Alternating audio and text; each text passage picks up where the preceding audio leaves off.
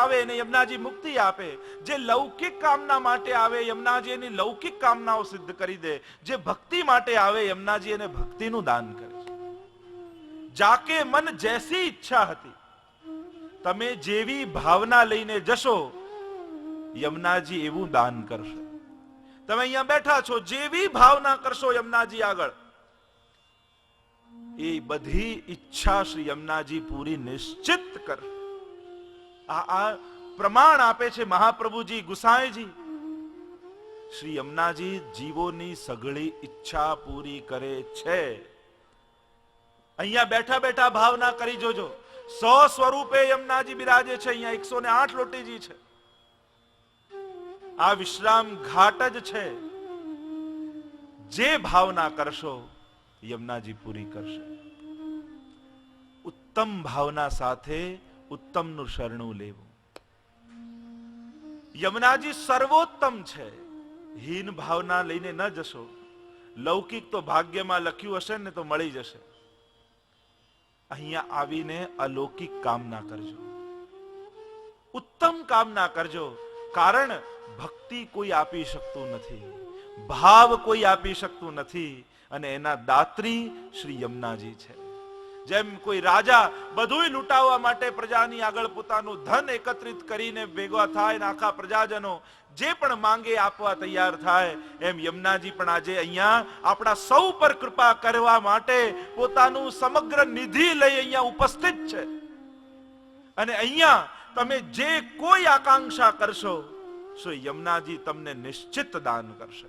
યમુનાજી લૂંટાવા માટે આવ્યા છે. એટલે જ કે ઠાકોરજી કૃપા કરે અને યમુનાજી લૂંટાવે. કારણ કે કરે તો કરનાર પર હોય કેટલું આપવું, અને યમુનાજી લૂંટાવે તો લૂંટનાર પર છે કે કેટલું લૂંટવું. આ નંદ મહોત્સવમાં એટલે જ ઉછાળવામાં આવે કે જેની જેટલી તપ હોય, જેનું જેટલો તાપ હોય, જેટલી લૂંટવાની ધગસ હોય, પ્રાપ્તિની ઈચ્છા હોય, એટલું એ પામીને જાય. તો જાકે મન જૈસી ઈચ્છા હતી તૈસી ही आए साध जो पुजाई. એના સઘળા કાર્યો સિદ્ધ. યમુનાજી પૂર્વમાં મેં કહ્યું હતું લૌકિક પૂરું કરવા માટે યમુનાજી માં છે, અને અલૌકિક પૂર્ણ કરવા માટે યમુનાજી સખી છે. તમે લૌકિક આકાંક્ષાથી જાઓ છો તો એ માં બની જાય છે તમારી, અને અલૌકિક કામના માટે યમુનાજી પાસે જાઓ છો તો તમને યમુનાજી સખી રૂપે મળશે. તમને માં રૂપે યમુનાજી જોઈએ છે કે સખી રૂપે? માં રૂપે યમુનાજી ચુંદડીએ ચટકાળા, ચુંદડી ઓઢે છે, ચણિયા ચોળીનો શણગાર છે, અને સખી રૂપે યમુનાજીનો મુકુટ કાચનીનો શણગાર છે. કારણ ઠાકોરજી પણ જ્યારે પણ વિશેષ કૃપા કરવાના હોય ત્યારે ઠાકોરજીના શણગારમાં મુકુટ કાચનીનો શણગાર હોય. તમે દાન લીલા લો, હોરી ખેલમાં લો, રાસ લીલા લો, સેવાક્રમમાં વાંચશો તો મુગટ કાચનીનો શણગાર.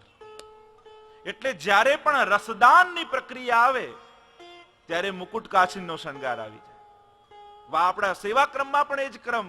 અને ઠાકોરજી મુગટ આડો ધારણ કરે કારણ કે રસદાન કરવાનું છે. મર્યાદામાં સીધો મુગટ, પણ પુષ્ટિ માર્ગમાં થોડો આડો મુગટ આવે. કારણ બરહા પીડમ નટવર વપુ કર્ણયો કર્ણિકારમ બિબ્રદ્વાંસ કનક કપીશમ વૈજયંતીમ ચ માલામ. ત્યાં કહ્યું કે ઠાકોરજી હમણાં રસમત્ત બન્યા છે. કારણ કે જ્યારે રસમત્ત મયુર બને ત્યારે એના મોરપીછને ફેલાવી અને મોરપીછ પાડે. તો ઠાકોરજી પણ મોરપીછ મુગટ ધારણ કરે મસ્તક ઉપર. તો એ મોરપીછ કેમ ધારણ કર્યું? પ્રભુ રસમત્ત બન્યા એટલે રસથી ભરેલું પાત્ર બન્યા. અને પાત્રમાંથી જ્યારે દાન કરવું હોય, ક્યાંક રસ કોઈને આપવો હોય તો એ પાત્ર થોડું આડું કરવું પડે. અને એટલે જ ઠાકોરજી મુગટ પુષ્ટિ માર્ગમાં થોડો આડો ધારણ કરે છે, કારણ કે જીવને એ રસનું દાન કરવાનું છે. તો જેના મન જે ભાવના હતી શ્રી યમુનાજીએ પૂર્ણ કરી સખી બન્યા છે. જો ભર્તુહરિએ નીતિ શતકમાં સખાના લક્ષણ બતાવ્યા છે, અને સર્વ લક્ષણો શ્રી યમુનાજીમાં બિરાજે છે. સાચા અર્થમાં સખી શ્રી યમુનાજી છે. ભર્તુહરિએ કહ્યું પાપાન નિવારયતિ યોજ્યતે હિતાય ગુહ્યમ ચ ગુહતિ ગુણાન પ્રગટી કરોતિ. આપદ ગતમ ચ ન જહાતી દદાતી કાલે સન્મિત્ર લક્ષણમ ઇદમ પ્રવદંતિ સંતઃ. આટલા લક્ષણ મિત્રના બતાવ્યા. સખા કોણ? સમાનશીલ વ્યસનેસુ સખ્યમ. મહાપ્રભુજીએ કહ્યું સમાનશીલ અને વ્યસનેસુ સખ્યમ. અને અહીંયા મિત્રતાના લક્ષણ બતાવ્યા. પહેલું કહ્યું પાપાન નિવારયતિ. જે પાપ કરતા રોકે એ મિત્ર, એ સખા. તો યમુનાજી સાચા અર્થમાં સખી છે. અબ કાટત પાપ ધાર પેની. જીવને પાપ કરતો અટકા. સમસ્ત દુરિતક્ષયો. યમનાષ્ટકમાં પણ મહાપ્રભુજી કહે છે ને, સમસ્ત પાપોમાંથી જીવને નિવૃત્ત કરી દે. યમુનાજીના ગુણગાન જે જીવ કરે એ સમસ્ત પાપોમાંથી નિવૃત્ત થાય. પાપ કરવાની વૃત્તિ મનમાંથી જતી રહે. પાપાન નિવારયતિ. બીજું યોજ્યતે હિતાય. કલ્યાણકારી કાર્યમાં જોડે, ઉત્તમ કાર્યમાં જોડે, જેમાં જીવનું કલ્યાણ હોય એ સખા. અને એટલે યમુનાજી માટે કહ્યું જાય મિલવત બ્રજ બધું સમાજે. શ્રી યમુનાજી ક્યાં જોડે છે? કે જ્યાં અનંત ગોપીજનો ઠાકોરજી અને સ્વામીજીની સેવામાં લાગ્યા છે. એ સેવા કરતા ગોપીજનોમાં યમુનાજી કૃપા કરી અને જીવને જોડી દે છે. અને ભગવત સેવાથી ઉત્તમ કલ્યાણકારી બીજું કાંઈ નથી. યોજ્યતે હિતાય. હિતકારી કાર્યમાં જોડે. મહાપ્રભુજી એટલે જ કહ્યું સર્વદા સર્વભાવેન ભજનીયો વ્રજાધિપ સ્વસ્યાયમેવ ધર્મો હિ નાન્યક્વાપી કદાચન. આનાથી ઉત્તમ યા વૈષ્ણવ માટે બીજો કોઈ ધર્મ નથી. શ્રેષ્ઠ ધર્મ એ સર્વદા સર્વભાવથી પ્રભુની સેવા કરવી. યોજ્યતે હિતાય. ત્રીજું લક્ષણ બતાવ્યું ગુહ્યમ ચ ગુહતે. ગુપ્ત વાતને ઢાંકે, ગુપ્તને ગુપ્ત રાખે. તો યમુનાજી પણ શું કરે? જે સખીનો જે મનોરથ હોય અને યમુનાજી આગળ આવીને વિનંતી કરે, હે યમુનાજુ, અમારા મનમાં મનોરથ થયો છે. અને યમુનાજી એના હૃદયમાં રાખે. ઠાકોરજીને કહે નહીં, હૃદયમાં રાખે. અને જીવ સખી જે છે એનો મનોરથ યમુનાજી આગળ કહે એટલે એ મનોરથ, એ ઈચ્છા એ બીજ રૂપે યમુનાજીના હૃદય ક્ષેત્રમાં વાવી દે. અને સેવા કરતા કરતા એ હૃદયમાં યમુનાજીની અંદર અંકુરિત થાય. અને એમાં જ્યારે ફળ આવે ને એ ફળ ઠાકોરજીને સામગ્રી રૂપે યમુનાજી સમર્પિત કરે.